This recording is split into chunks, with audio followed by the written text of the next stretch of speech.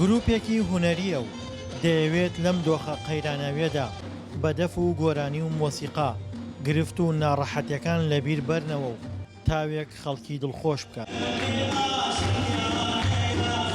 لە کاتێکدا ئەندامانی خودی گروپەکەش قوربانی دۆخی کوردستان و وەک پێویست پاڵپشتی ناکرێن. ئەبێ لایەنە پەیوەندیدارەکان هەوڵ بدەن لایەنی هونەر چاک بکەن، دەست بۆ بەشی هونەر بەرن، لەبەرەوەی هونەر بەشێکی جوانی ژیانە، بەشێکی زەروری ژیانە.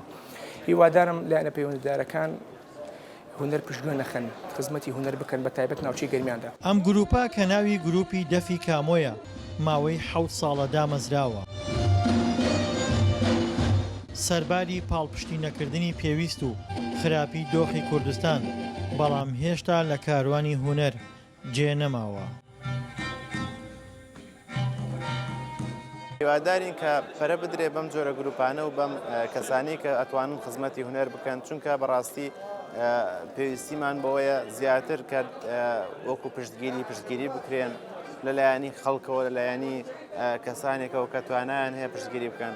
کایەی هونەریش وەکو هەموو کایەکانی تری ژیان لە هەرێمی کوردستان تووشی قەیران بووە. هۆکاری قەیرانەکەش بە پلەی یەکەم بۆ خراپی دۆخی کوردستان لە زۆر ڕووەوە دەگەڕێتەوە. پێویستە برێو بە توانەکانیان بدرێ، برێو بە توانە هونەرمەندان بدرێ، گرنگی بە هونەر بدرێ بۆ ئەوەی زیاتر توانە هونەرمەندان بەرەو پێشەوە بچێت. کەسانێکەیە بۆ نمونە توانایەکی هونەری زۆر باشان هەیە، لە بواری هونەرات پێشکەوتون پێویستە دەرگایەکیان بۆ بکرێتەوە، کەسێک کە بێ لایەنێکە بێ هەندەریان بێ بۆ ئەوەی زیاتر بتوان برێ بۆ توانایی ناخیان بن و هەر هەموو ئەو توانانەی کایانە لە ناو ناخیانان نەکوژرێت.